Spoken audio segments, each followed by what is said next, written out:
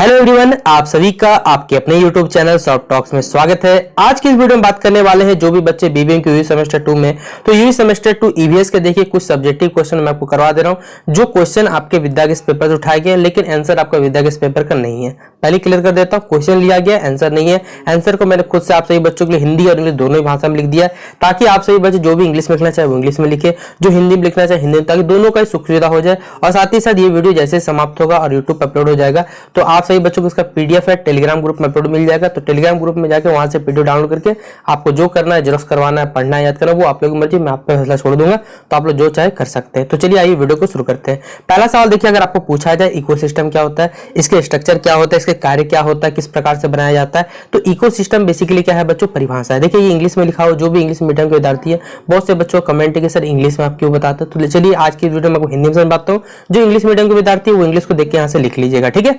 तो आइए देखिए यहाँ पर हिंदी में लिख लिया कि पारितंत्र क्या है और पारिस्थितिक तंत्र की संरचना और कार्यों को स्पष्ट करें। तो देखिए बेसिकली क्या है, एक ग्रुप है, जब जीव जंतुओं का ग्रुप है, कह सकते हैं कि हम लोग भी जीव जंतु है, पेड़ पौधे को भी एक ही कैटेगरी में रखते हैं हम लोग, इसी में जो एक साथ रहते हैं और एक दूसरे के साथ क्या करते हैं, सपोर्ट की सहायता से क्या करते हैं, हम लोग जीते हैं। और यही हमारा क्या कहलाता है, इकोसिस्टम कहलाता है। और ये बात यहाँ पे लिखी हुई, एक समुदाय या जीवित समूह का वो समूह जो एक विशिष्ट वातावरण रहते हैं और एक दूसरे के साथ बातचीत करते हैं, उन्हें क्या कहते हैं, पारिस्थितिक तंत्र कहलाता है। अब इसकी संरचना देखिए क्या है, बेसिकली जो हमारा पारितंत्र, जो हमारा पारितंत्र वो दो प्रकार से बनता है। एक होता है देखिए बायोटिक फैक्टर, एक होता है एबायोटिक फैक्टर, यानी जैविक तत्व और कह सकते हैं बच्चों जैविक जीवित जो प्राणी और अजीवित प्राणी, ठीक है। दो ही कारकों से यहां बना हुआ है। ये बात यहां लिखी हुई है कि एक पारिस्थितिक तंत्र की संरचना होती है वो जीवित जीवों को विभिन्न प्रकार के अजैविक कारणों की आवश्यकता होती है। और जो भी अजैविक कारण देखिए उनको अनुकूलन करने के लिए बहुत वाला सबकी अलग अलग क्षमता होती है।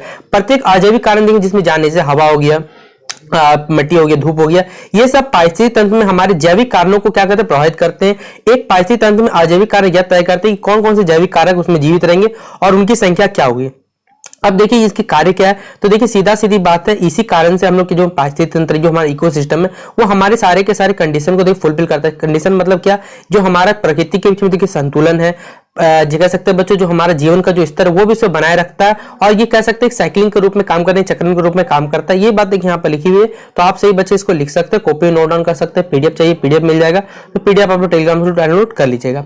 अब देखिए एक सवाल आपके विद्या के और दिया होता है कि इन्वायरमेंटल स्टडीज क्या है, क्या इसके कह सकते हैं बच्चों भविष्य में स्कोप क्या है, क्यों पढ़ना जरूरी है, कंसेप्ट क्या है, सस्टेनेबिलिटी और सस्टेनेबल डेवलपमेंट, सतत पोषणीय विकास का क्या काम होता है, ये हमें बताना है, ठीक है। तो पहले तो देखिए इंग्लिश में लिखा हुआ, तो जो भी बच्चे स्क्रीनशॉट रखना चाहे स्क्रीनशॉट रख लीजिएगा, ठीक है। देखिए पर्यावरण अध्ययन क्या है, तो पर्यावरण अध्ययन क्या है, पृथ्वी पर जितने भी जीवित प्राणी हैं उनको प्रभावित करने वाले हर मुद्दे से यह संबंध रखता है। यह जीवित प्राणी और उनके पर्यावरण के सभी पहलुओं के बीच अंतर संबंधों का अध्ययन करता है। इसका देखिए जो हमारे लिए क्या महत्व बताना है, तो पर्यावरण अध्ययन प्राकृतिक पर्यावरण के साथ साथ मानवीय अंतर क्रियाओं के अध्ययन के लिए एक बहुआयामी क्या दृष्टिकोण अपनाता है। यह मानवीय हो गया, सामाजिक विज्ञान, जैविक विज्ञान, सबके लिए क्या एक अलग दृष्टिकोण प्रभावित करता है। और यह पर्यावरण संबंधी जितनी भी चिंता वो हमको एक दृष्टिकोण देता है कि हाँ ये करना चाहिए या फिर नहीं करना चाहिए। अब देखिए एक क्वेश्चन था यहाँ पर, मैंने आपको बताया था सतत पोषणीय विकास।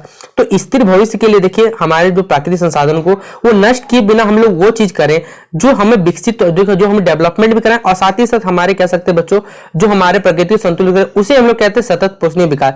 इसलिए संयुक्त राष्ट्र ने क्या किया था, ब्रुकलैंड रिपोर्ट में सतत विकास के एक ऐसे विकास रूप में परिभाषित किया जो भविष्य की पीढ़ियों की जरूरतों को पूरा करे और लेकिन वर्तमान की क्षमताओं से समझौता किए बिना जो भी वर्तमान जरूरत उसको पूरा करे, लेकिन जो हमारी कह सकते हैं बच्चों जो क्षमता है उनको कह सकते हैं बच्चों जो हमारे पाकिस्तान संसाधन उनको बिना नष्ट करे ऐसे करे डेवलपमेंट करना, यही कहलाता है बच्चों सस्टेनेबल डेवलपमेंट, ये सतत पोषणीय विकास ये कहलाता है। अब देखिए कुछ कुछ छोटे छोटे ऑब्जेक्टिव आपको याद रखने। फूड चेन, फूड वेब क्या होता है, तो फूड चेन मतलब होता है आहार श्रृंखला या फिर खाद्य श्रृंखला से कहा जाता है। तो खाद्य श्रृंखला जीवों का एक रेखीय अनुक्रम में मतलब सीधा से एक लाइन बना हुआ है जहां पोषक तत्व हो गया और ऊर्जा एक दूसरे से क्या करते हैं, मतलब सीधा बात है, जस्ट इमेजिन एक शेर है, शेर क्या खाएगा बच्चों, जो नॉनवेज आइटम खाएगा, बेसिकली मान के चलते गोट खाएगा, गोट से क्या होगा, गोट खाने के बाद उसका एनर्जी उसमें ट्रांसफर हुआ। इस एनर्जी का एक फूड कह सकते हैं बच्चों खाने का एक जो पैटर्न होता है उसे हम लोग क्या कहते हैं बच्चों, फूड चेन कहा जाता है। देखिए यही बात लिखा हुआ है कि देखिए पोषक तत्व और ऊर्जा एक दूसरे से दूसरे जीव में स्थानांतरित मतलब पास होता है या तब होता है जब एक दूसरा दूसरे क्या कर उपभोग करता है, मतलब खा जाता है। यह उत्पादक जीव से शुरू होता है और श्रृंखला का क्या अनुसरण करता है, और उपघटक जीव पे जैसे बकरी क्या खाती है, घास खाती है, बकरी को हम लोग खा जाते हैं। तो जीवों का देखिए पूरा ओवरऑल क्या होता है, चेन बनता है, इसे हम लोग क्या कहते हैं, तो फूड चेन कहते हैं। क्लास 10th क्लास 11 की बुक में अगर आपने पढ़ा हो तो मालूम होगा।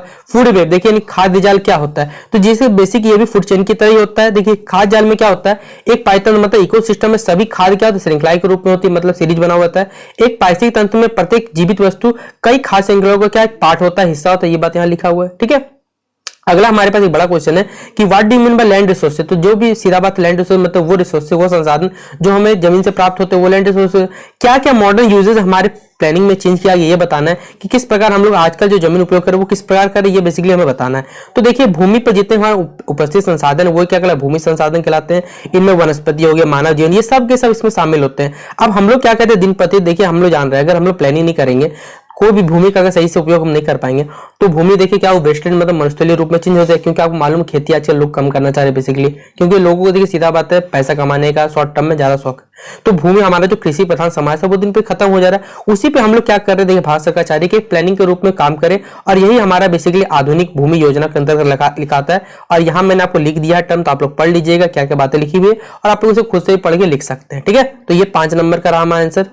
फिर देखिए लैंड डिग्रेडेशन क्या कहलाता है, लैंड डिग्रेडेशन। ठीक है, देखिए इसको हिंदी में कहा जाता है भूमि निमीकरण। देखिए हम लोग क्या करते हैं, जब मिट्टी की कह सकते हैं जो उत्पादक क्षमता में एक कमी या गिरावट आ जाती है तो हम लोग इसे क्या कहते हैं, तो भूमि निमीकरण कहते हैं। लेकिन होता कब है, जब हम लोग पेड़ पौधे को बर्बाद करते हैं, या फिर किसान क्या करता है बेसिकली जब ज्यादा फर्टिलाइजर या फिर ज्यादा उर्वरक केमिकल वाली चीज होगा तो वो मिट्टी खराब हो जाती है, जिससे हमारा मिट्टी का जो कह सकते हैं जो क्षमता रहता है कोई भी चीज उत्पादन करने का वो खत्म हो जाता है। वही क्या कहलाता है बच्चों, लैंड डिग्रेडेशन यानी भूमि निमीकरण कहलाता है। अब बचपन से आप पढ़ते आ रहे बच्चों सॉइल इरोजन क्या होता है, मृदा अपरदन हम जानते हैं कि मिट्टी का क्या होता है बच्चों, कट के बह जाना। मान लीजिए जस्ट कहीं बारिश गिरा तो बारिश से मिट्टी कट क्या होता है, बह जाता है, और यही क्या कहलाता है, लैंड डिग्रेडेशन सॉइल इरोजन कहलाता है। तो लिखा हो देखिए soil erosion is a gradual process of movement and transport of the upper layer of soil. देखिए सॉइल का क्या ऊपर का जो मिट्टी का ऊपर लेयर वो हट जाता है, बहुत से कारण है इसके, हवा होता है, पानी होता है, कुछ वजनदार चीजों के कारण भी गायब हो जाता है। यही बात हिंदी में लिखी हुई है कि मृदा अपरदन विभिन्न एजेंटों द्वारा, विभिन्न मतलब यहाँ पर तत्वों द्वारा मृदा के ऊपरी परत को संचालन और परिवहन करने की क्रमिक प्रक्रिया है।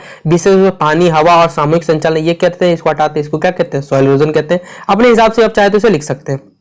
अगला सवाल बच्चों हमारे पास डिएटिफिकेशन यानी कह सकते हैं मरुस्थलीकरण क्या होता है। तो यहाँ पर देखिए मैं हिंदी में आपसे बच्चों के लिए, अच्छा बच्चों ये छूट गया, इंग्लिश में आपको देख लीजिए थोड़ा सा कि desertification is the degradation process by which a fertile land changes itself into death. मतलब देखिए सीधा सी बात है कि मरुस्थलीकरण क्या है, एक मान लीजिए कह सकते हैं बच्चों उपजाऊ जमीन है, उपजाऊ जमीन क्या होता है मरुस्थल की जगह में या फिर कैसे रेगिस्तान के रूप में कन्वर्ट हो जाता है। क्यों कन्वर्ट हो जाता है, क्योंकि वहां पर फ्लोरा और फौना खत्म। फ्लोरा मतलब देखिए वहां पर जो वनस्पति, जो जीव वनस्पति यानी पेड़ पौधे वो समाप्त हो जाते हैं, फौना मतलब होता है जो वहां पर जानवर पाए जाते हैं वो समाप्त हो जाते हैं। जिससे क्यों होता है, इसके कारण क्या क्या सीधा सी बात है, वहां पर सूखा पड़ता है, पेड़ों की ज्यादा कटाई हो जाएगी, मौसम का परिवर्तन होता है, कुछ मानवीय कारण भी है, और कह सकते हैं जो सही गलत तरीके जो खेती करते हैं जिसके कारण से भी क्या होता है, जो हमारा कह सकते हैं कह सकते हैं जो पूरा मरुस्थलीकरण होता है। मरुस्थलीकरण मतलब बेसिकली मतलब मिट्टी को क्या करना, जो मिट्टी हमारा था उपजाऊ था वो पूरा पूरी बंजर हो जाता है। बंजर होने के कारण क्या क्या ड्रॉट है, मतलब ड्रॉट मतलब क्या होता है, सूखा पड़ना होता है, पेड़ों की कटाई अंधाधुंध करते, क्लाइमेट चेंज, ये सारे के सारे फैक्टर इसके अंदर रखते हैं डिएटिफिकेशन में। ठीक है, तो ये था बच्चों मैंने 8 क्वेश्चन डिस्कस कर दिए। अगर आपको ये वीडियो पसंद आया 8 क्वेश्चन का तो इस वीडियो को लाइक कर दीजिएगा। एक और वीडियो इसके बाद आएगा जिसमें विद्यागणित में देखिए जितने इंपॉर्टेंट क्वेश्चन है वो टोटल कवर कर दूंगा, जितना भी सब्जेक्टिव पार्ट है। ऑब्जेक्टिव पार्ट का मैंने बहुत से वीडियो अपलोडेड है, तो वो अगर आप लोग नहीं देखा तो जाकर चैनल पर देख सकते हैं। जिनको नहीं देखना है, जिनको विद्यागणित पर भरोसा है वो पढ़ के जा सकते हैं, क्योंकि बहुत बड़ा आंसर है, आप लोग चाहे तो याद कर सकते हैं, मुझे कोई आवश्यकता नहीं है। लेकिन मेरा काम था आपको समझाना, तो अच्छे समझा भी दिया, और जितना हो सके मैं आपको PDF होगा तो प्रोवाइड कर दूंगा टेलीग्राम ग्रुप में, वहां डाउनलोड जरूर कर लीजिएगा। तो चलिए मिलते हैं नेक्स्ट वीडियो पे।